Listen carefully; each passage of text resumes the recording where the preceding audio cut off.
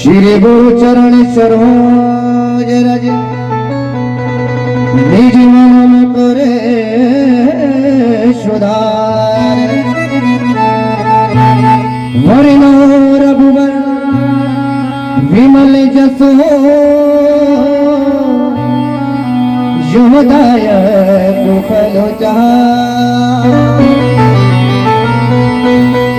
बुद्धिहीन तनु जान के सुमिरो पवन कुमार भले बुद्धि विद्या देहु मुहे हरहु कलेश बेकार। एक बार जोरदार गला बोलो बालाजी महाराज की। हाथ जोड़ विनती करूं सुनियो चिट्ठी लगा दासिया गयो शरण में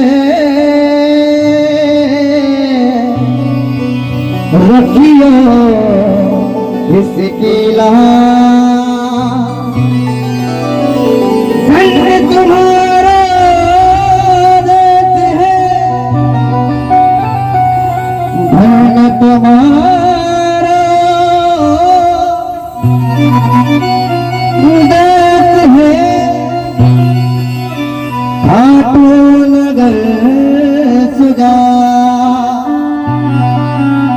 अनुपम छवि श्री श्याम की और दर्शन से कल्याण। श्याम प्यारे की। देखिए हम किसी भी दरबार में जाते हैं जब, है ना, बाबा भोलेनाथ के धाम जाए तो लिखा होगा दरबार पर हर हर महादेव। माँ दुर्गा मैया के मंदिर में जाते हैं तो लिखा होता है जय माता दी। राधा कृष्ण के दरबार में जाए तो लिखेगा राधे राधे, है ना। और प्रभु के दरबार में जाओ राम जी के तो क्या लिखा होता है सीता राम। लेकिन जब भी हम खाटू धाम जाते हैं ना तो वहां पर मुख्य दरवाजे पर क्या लिखा है, हारे का सहारा बाबा श्याम हमारा। तो कौन नहीं जाना चाहेगा। आप तो जरूर गए होंगे ना, कितनी बार गए हो? 10 बार। बहुत सुंदर। भैया की ताली बजा दो हमारे दर्शन भैया के लिए। तो आइए सुनते हैं कितनी पावन शक्ति है ये और कितनी पूजनीय है। आइए इस भजन के माध्यम से। कलयुग में डंका बजता है दोनों देव महान है। अरे कलयुग में डंका बजता है दोनों देव महान है। एक बाबा सामने है और एक हनुमान है। ये दोनों देवता पूजनीय है कलयुग में। कलयुग में पूजनीय है। दोनों की पूजा सेवा करने से हमारा कल्याण हो जाता है, बेड़ा पार हो जाता है। तो सब लोग गाएंगे। कलयुग में डंका बजता है दोनों देव महान है। कलयुग में डंका बजता है दोनों देव महान है। क्या आवाज कलयुग में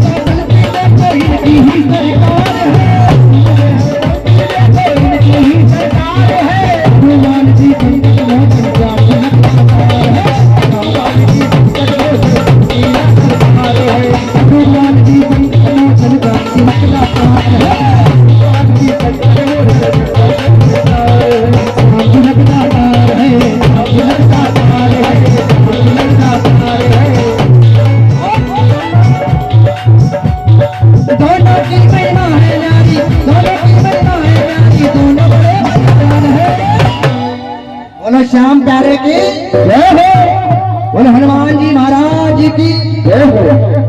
और बिटिया क्या नाम सुनील? अच्छा, हमारे पंडित जी महाराज बैठे, इनकी तरफ से ये 51 रुपए भेंट में आई बाबा के चरणों में। बाबा हमेशा हमारे पंडित जी महाराज पर दया करें, कृपा बनाए रखना। और कहना है क्या, एक बाबा शाम है तुझे हनुमान का, एक बाबा शाम है तुझे हनुमान है, भूत पिशाच निकट नहीं आवे महावीर जब नाम सुनावे, भूत पिशाच निकट नहीं आवे महावीर जब नाम सुनावे। और हमारे वो पंडित जी महाराज बाबा की तरफ से पंडित राम प्रकाश शर्मा जी की तरफ से 101 मुद्राएं आई है। बाबा दया बनाए रखना। जिनको डर लगता है ना, तो हमारे हनुमान जी का नाम ले ले, एक चौपाई गा ले क्या, भूत पिशाच निकट नहीं आवे महावीर जब नाम सुनावे, भूत पिशाच निकट नहीं आवे महावीर जब नाम सुनावे। और अगर जिंदगी में हार गए हो तो हमारे श्याम का नाम ले लो, वो सुन लेता है। दोनों की महिमा न्यारी है। सुनिए, हनुमान ने हर संकट से तारा था,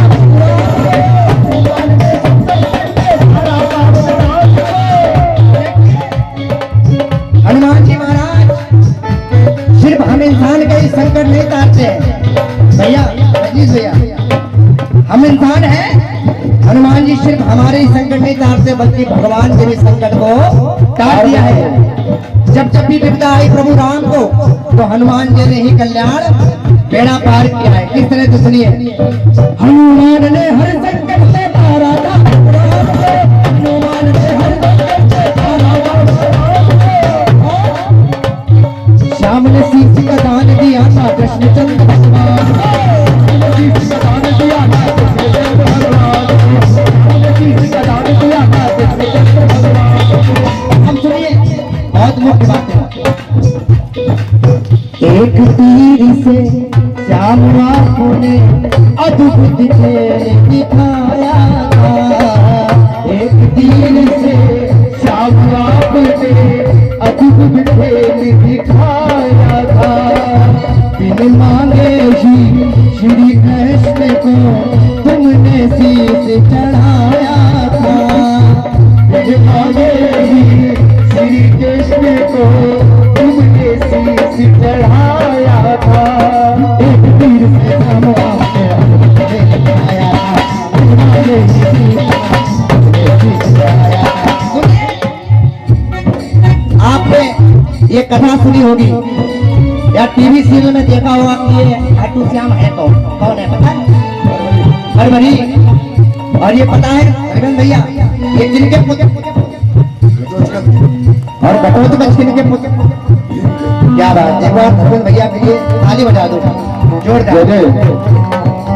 भीमसेन के बहुत लाडले, भीमसेन के बहुत लाडले, ओ भीमसेन के बहुत लाडले, मोरी भी माँ के लाल, कलयुग में हारे बिहारे, कहलाए खाटू श्याम।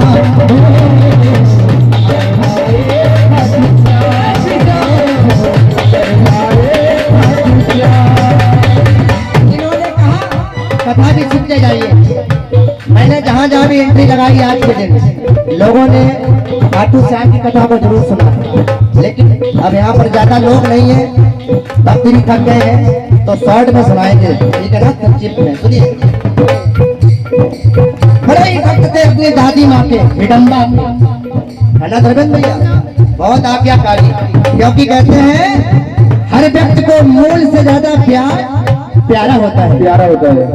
तो माँ से तो नहीं, लेकिन अपनी दादी माँ से बहुत स्नेह और आज्ञा माना करते थे, है ना। कहने लगे, माँ मुझे ये बताओ, जो प्रभु श्री कृष्णचंद्र है, मैं इनके हाथों से अपने जीवन की मुक्ति पाना चाहता हूँ। तो माने का मुक्ति पाना चाहते हो बेटा, ऐसे तो मुक्ति देते नहीं है, क्योंकि आईना कितना कीमती क्यों ना हो, जरा सी आहट में टूट जाता है और जब भर जाता है घड़ा पाप का तो वो भी एक दिन टूट जाता है। जाने कितने अधर्मी राक्षस हो गए और उनको भगवान के हाथों से ही मृत्यु मिली है। वो मरे नहीं, वो डर गए, मर नहीं गए, वो डर गए हैं। लेकिन तुम तो मेरे नाती हो, मेरे पुत्र हो और बड़े आज्ञाकारी हो। अगर तुम्हें भगवान के हाथों से मुक्ति पानी है ना, तो तुम्हें शक्तिमान बनना होगा। क्या बनना होगा? शक्तिमान। और तुम्हें भगवान कृष्ण से युद्ध करना होगा। आज गए हैं माता दुर्गा की भक्ति करने के लिए और शिव शक्ति और दुर्गा से ये वरदान पाए, 3 बार मिले, है ना? तो आज जा रहे हैं, माँ से आदेश लिया, माँ ये बताओ अब मैं क्या करूं, मुझे शक्तियां तो प्राप्त हो गई हैं, 3 बार माने दिए हैं, 3 बार के धारी है प्रभु। तो माँ से आज्ञा लेकर के माने का जाओ बेटा, कोई भी हारे उसका सहारा बनना और जो भी तुमसे दान मांगे उससे मना ना करना। आज भीड़ बरबरी की जा रहे हैं, सारा ब्रह्मांड हिल गया, धरती कांप भी। भगवान कृष्ण ने अंतर ध्यान लगाया कि कौन आ रहा है। बरबरी बरबरी बरबरी बरबरी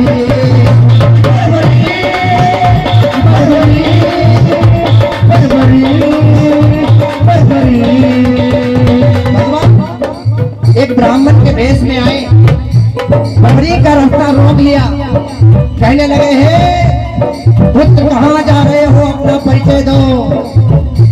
परिचय दिया है, मैं घटोत्कच का बेटा हूँ, एक क्षत्रिय का बेटा हूँ। कहाँ जा रहे हो, कैसे जा रहे हो? तो बताया मैं कुरुक्षेत्र में कौरव और पांडवों के बीच में उनकी तरफ से युद्ध करने जा रहा हूँ। बोले किसकी तरफ से युद्ध करोगे? बोले जो हारेगा मैं उसकी तरफ हो जाऊंगा। बोले ये तो बात समझ में नहीं आई। बोले तुम जिसकी तरफ हो जाओगे ऐसी तुम में क्या शक्ति है? बोले मैं बहुत शक्तिवान हूँ और नहीं मानते हो तो मेरी परीक्षा ले लो। आज परीक्षा देने लगे, एक बाण निकाला और पीपल के वृक्ष में चलाया तो सारे पत्तों में छेद हो गया। प्रभु ने एक पत्ता अपने पैरों में दबा लिया और देखा कि उसमें भी छेद हो गया। मान गए वाह शक्तिवान तो हो और योद्धा बड़े महान हो, लेकिन ऐसा मत कीजिए। अब तुम जिस तरफ हो जाओगे वो पार्टी जीत जाएगी। अगर जितने भी कौरव है वो अधर्मी हैं और जितने पांडव हैं वो धर्म के प्रति हैं, और अगर कौरव जीत गए ना तो अधर्म हार जाएगा, अधर्म जीत जाएगा और धर्म हार जाएगा। ऐसा मैं नहीं होने दूंगा। आज भगवान कृष्ण ने अपने सुदर्शन चक्र से उनका शीश काट लिया, शीश